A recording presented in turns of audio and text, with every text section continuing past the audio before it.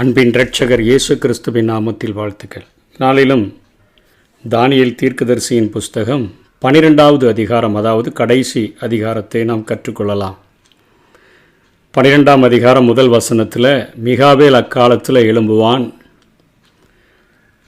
ஆபத்து காலம் அது இருக்கும், அக்காலத்தில் புஸ்தகத்தில் எழுதியிருக்கிறவர்களாக காணப்படுகிற உன் ஜனங்கள் அனைவரும் விடுவிக்கப்படுவார்கள் என்று சொல்லி, மகா உபத்திரவ காலங்கள், ஆபத்து மிகுதியாக இருக்கிற அந்த காலத்தில் கடைசியாக உன்னுடைய ஜனங்கள் எல்லாரும் விடுவிக்கப்படுவார்கள் என்று சொல்லி, புஸ்தகத்தில் பேர் எழுதியிருக்கக்கூடியவர்கள் எல்லாம் விடுதலை ஆவார்கள் என்கிற காரியத்தை அங்கே தானியேல் முதல் வசனத்திலே சொல்லுகிறார். 2ஆம் வசனத்தில் அநேகரில் விழித்து எழுந்திருப்பார்கள் என்கிற உயிர்த்தெழுதலை குறித்த காரியத்தை அங்கே சொல்லுகிறதை பார்க்கிறோம். நீதிமான்களும் துன்மார்க்கர்களும் உயிர்த்தெழுந்திருப்பார்கள் என்று பழைய ஏற்பாட்டில் மிகவும் தெளிவாக இந்த வசனத்தில் குறிப்பிடப்பட்டுள்ளது. யோபுவும் தன்னுடைய பங்கிற்கு 19ஆம் அதிகாரம் 25ஆம் வசனம் 26ஆம் வசனத்தில், என் மெய்ப்பர் உயிரோடு இருக்கிறார் என்றும் அவர் கடைசி நாளில் பூமியின் மேல் நிற்பார் என்றும் நான் அறிந்திருக்கிறேன். இந்த தோல் முதலானவை அழுகி போன பின்பு நான் என் மாம்சத்திலிருந்து தேவனை பார்ப்பேன் என்று சொல்லி அங்கே யோபு உயிர்த்தெழுதலை குறித்து பேசுகிறார். அதே போல சங்கீதக்காரனாகிய தாவீது 16ஆம் அதிகாரம் 10ஆம் வசனத்தில், என் ஆத்துமாவை பாதாளத்தில் விடீர், உம்முடைய பரிசுத்தவானை அழிவை காண விட்டீர் என்று சொல்லுகிறதை பார்க்கிறோம். அதே போல ஏசாயா 26:19, மரித்த உம்முடையவர்கள் பிரேதமான என்னுடையவர்களோடு எழுந்திருப்பார்கள், மண்ணிலே தங்கியிருக்கிறவர்களே விழித்து கெம்பீரியுங்கள், உம்முடைய அந்த பனி பூண்டுகளின் மேல் பெய்யும் பனி போல இருக்கும், மரித்தோரை பூமி புறப்பட பண்ணும் என்று சொல்லி இங்கே ஏசாயாவும் குறிப்பிடுகிறதை பார்க்கிறோம். மனித இனத்திற்கு 2 முடிவுகள் தான் உண்டு என்பது இதிலிருந்து நமக்கு தெளிவாக தெரிகிறது. இயேசுவும் யோவான் அந்த எழுதின அந்த சுவிசேஷத்தில் குறிப்பிடப்படும் பொழுது யோவான் 5:28-29 இயேசு சொல்லுகிறார், இதை குறித்து நீங்கள் ஆச்சரியப்பட வேண்டாம், ஏனென்றால் பிரேத குழிகளில் உள்ள அனைவரும் அவருடைய சத்தத்தை கேட்கும் காலம் வரும், அப்பொழுது நன்மை செய்தவர்கள் ஜீவனை அடையும்படி எழுந்திருக்கிறவர்களாகவும் தீமை செய்தவர்கள் ஆக்கினையை அடையும்படி எழுந்திருக்கிறவர்களாகவும் புறப்படுவார்கள் என்று சொல்லி உயிர்த்தெழுதலை குறித்து இங்கே பேசியிருக்கிறதை பார்க்கிறோம்.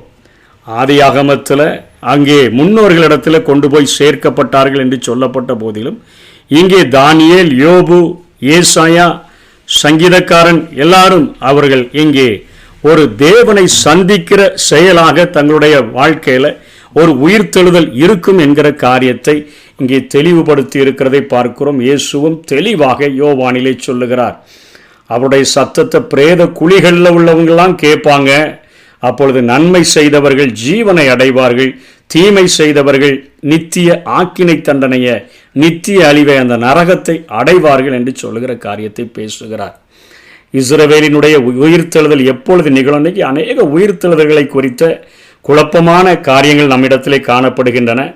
இந்த இஸ்ரவேலருடைய உயிர்த்தெழுதலானது கிறிஸ்துவனுடைய 2ஆம் வருகையில் தான் நிகழும்.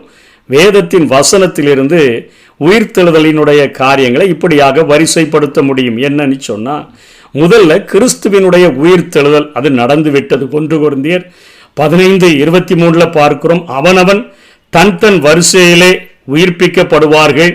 அதில் முதல் பெயரானவர் கிறிஸ்து என்று சொல்லப்படுகிறதை பார்க்கிறோம். தன் வரிசையில் உயிர்ப்பிக்கப்படுவான். அப்படிப்பட்ட நேரத்தில் முதல் பலனானவர் முதல் உயிர்த்தெழுதல் இயேசு கிறிஸ்து தான் அப்படின்னு சொல்லுகிறது. 2வது 1 தெசலோனிக்கர் 4:16 பவுல் எழுதும் பொழுது, ஏனெனில் கர்த்தர் தாமே ஆரவாரத்தோடும் பிரதான தூதனுடைய சத்தத்தோடும் தேவ எக்காலத்தோடும் வானத்திலிருந்து இறங்கி வருவார், அப்பொழுது கிறிஸ்துவுக்குள் மரித்தவர்கள் முதலாவது எழுந்திருப்பார்கள்.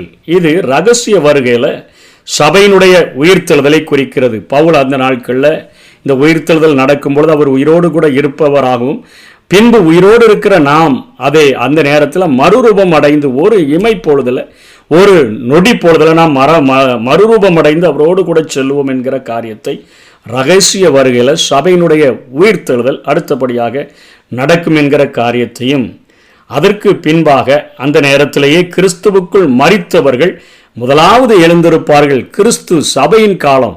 கிறிஸ்துவை விசுவாசித்து அவருடைய இரத்தத்தினால பாவ மன்னிப்பை பெற்றவர்கள் அந்த நாட்களில் உயிரோடு கூட அவர்கள் எழுந்திருப்பார்கள். மூன்றாவது காரியம், வெளிப்படையான அந்த வருகை, இரண்டாம் வருகையில் நடக்கக்கூடிய உயிர்த்தெழுதலை குறித்து வேதம் சொல்லுகிறது. வெளிப்படுத்தல் 20ஆம் அதிகாரத்தில் 3ஆம் வசனம் 5ஆம் வசனத்தில் நம்ம பார்த்தோன்னு சொன்னால் இந்த காரியங்களை குறித்து தெளிவாக இங்கே யோவான் எழுதி வைத்திருக்கிறதை பார்க்கிறோம். வெளிப்படுத்தல் 20ஆம் அதிகாரம் 3ஆம் வசனத்திலிருந்து, அதற்கு பின்பு கொஞ்ச காலம் விடுதலையாக வேண்டும், அன்றையும் நான் சிங்காசனங்களை கண்டேன், அவைகளின் மேல் உட்கார்ந்தார்கள், நியாய தீர்ப்பு கொடுக்கும்படி அவர்களுக்கு அதிகாரம் அளிக்கப்பட்டது, இயேசுவை பற்றிய சாட்சி நிமித்தமும் தேவனுடைய வசனத்தின் நிமித்தமும் சிரச்சேதை பண்ணப்பட்டவர்களுடைய ஆத்துமாக்களையும் மிருகத்தையாவது அதன் சொரூபத்தையாவது வணங்காமலும் தங்கள் நெற்றிகளிலும் தங்கள் கைகளிலும் அதன் முத்திரையை தரித்து கொள்ளாமலும் இருந்தவர்களையும் கண்டேன். அவர்கள் உயிர்த்து கிறிஸ்துவுடனே கூட 1000 அந்த வருஷம் அரசாண்டார்கள். மரணமடைந்த மற்றவர்கள் அந்த 1000 வருஷம் முடியுமளவும் உயிரடையவில்லை என்று சொல்லி எழுதப்பட்டிருக்கிறதை பார்க்கிறோம். அதாவது இந்த 2வது வருகையில் உபத்திரவ காலத்தில் மரித்த பரிசுத்தவான்களும் பழைய ஏற்பாட்டு பரிசுத்தவான்களும் இவைகளிலே எழுந்திருப்பார்கள் என்கிறதை நாம் பார்க்கிறோம். கடைசியாக 1000 ஆண்டு ஆட்சியினுடைய முடிவில் தான் இதே 20ஆம் அதிகாரம் 11ஆம் வசனத்திலிருந்து 14வது வசனம் வரையிலும் சொல்லப்படுகிறது. பின்பு நான் பெரிய வெள்ளை சிங்காசனத்தையும் அதன் மேல் வீற்றிருக்கிறவரையும் கண்டேன்.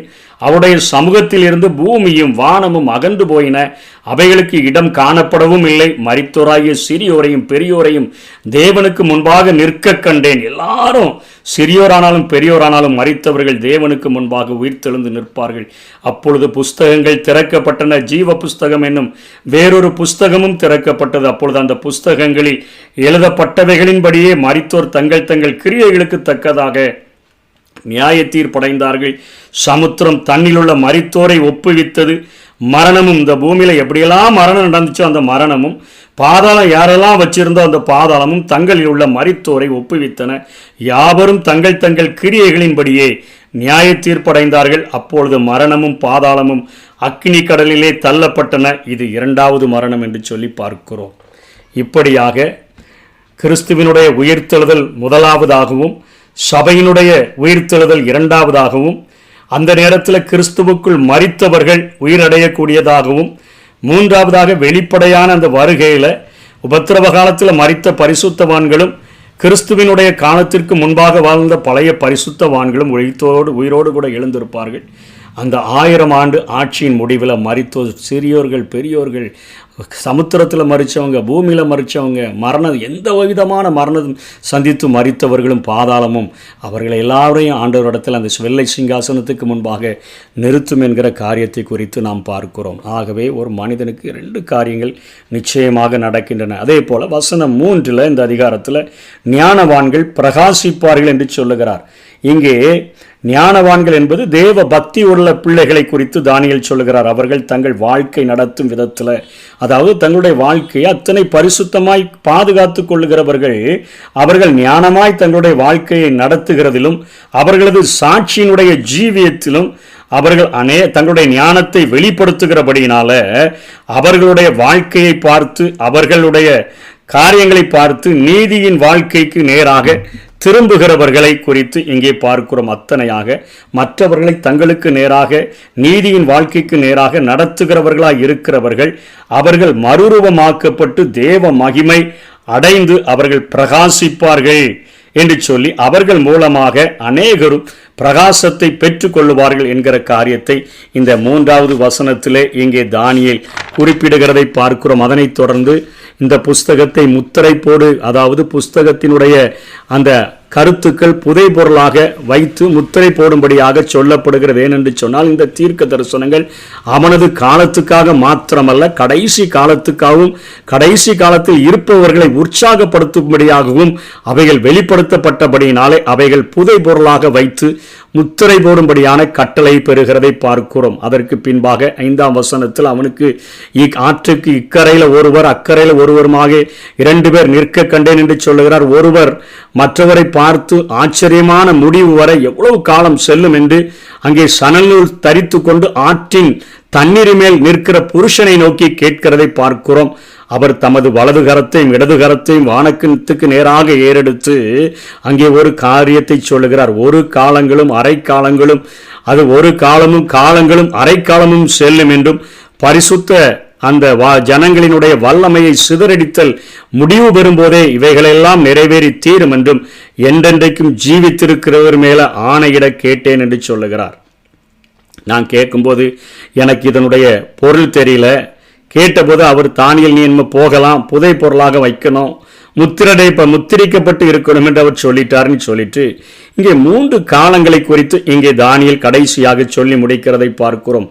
வசனம் 7ல் காலமும் காலங்களும் அரை காலமும் என்று சொல்லுகிறது. மொத்தமாக 1260 நாட்களை குறிக்கிறது, 3.5 ஆண்டுகளை குறிக்கிறது. இது உபத்திரவ காலத்தினுடைய இறுதி பகுதியாகிய மகா உபத்திரவ காலத்தை குறிக்கிறது. மத்தேயு 24:21 நாம் இதை பார்க்கிறோம்.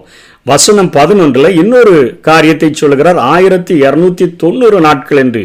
இது மேற்கூறிய நாட்களுடன் 30 நாட்களை கூட்டி சொல்லுகிறார். இந்த நாட்களில் யூத புறஜாதிகளினுடைய நியாய தீர்ப்பு, அதாவது செம்பரியாடு வெள்ளாட்டு நியாய தீர்ப்பு என்று பார்த்தோமே, அந்த நியாய தீர்ப்பு மத்தேயு 25:31 46 வரையும் சொல்லப்படுகிற நியாய தீர்ப்பு, அன்றாட பலி நீக்கப்படுவது என்று இந்த வசனத்தில் குறிப்பிடப்படுகிறது. உபத்திரவ காலத்தினுடைய நடுப்பகுதியிலேயே நடந்துவிடும். மத்தேயு 24:15 நடக்கும். 2 தெசலோனிக்கர் 2:4 அவன் தன்னை தேவனாக ஆலயத்தில் உயர்த்தி எல்லாவற்றிற்கும் ஆராதனைகள் கர்த்தத்துவத்துக்கு மேலாக தன்னுடைய காரியங்களை உயர்த்தும் பொழுது இந்த பலிகளானது நீக்கப்பட்டு போகும் என்று சொல்லி பார்க்கிறோம். 3ஆவதாக ஒரு காரத்தை இங்கே சொல்லுகிறார். 1335 நாட்கள் என்று சொல்லி இது மேற்கூறிய 1290 நாட்களுடன் மேலும் 45 நாட்களை இங்கே கூட்டி சொல்லுகிறதை பார்க்கிறோம். இந்நாட்கள் நியாய தீர்ப்பு முடிந்து 1000 ஆண்டு அரசாட்சியின் ஒழுங்குபடுத்துதல்களுக்கு தேவைப்படுகிற நாட்கள் என்று வேத ஆராய்ச்சியாளர்கள் அவர்கள் சொல்லுகிறார்கள். ஆகவே 3 காலங்களும் இன்றைக்கு கடைசி அந்த 1000 வருட அரசாட்சி இந்த பூமியில் ஸ்தாபிக்கப்படுகிற வரைக்கும் இங்கே தானியேலுக்கு வெளிப்படுத்தப்பட்டதை பார்க்கிறோம். ஆகவே உயிர்த்தெழுதல் எல்லா மனுஷருக்கும் கட்டாயம் நடக்கும். நம்முடைய சரீரம் அப்படியே மண்ணோடு மண்ணாக மக்கி போகக்கூடிய ஒரு தன்மை உடையதல்ல. எப்படி ஒரு விதை அந்த நிலத்தில் விழுந்துச்சுன்னா அது முளைத்து எழும்புதோ, அதே போல் நம்ம விழுந்தோன்னு சொன்னால் மகிமை உள்ள சரீரமாக நிச்சயமாக எழும்புவோம்.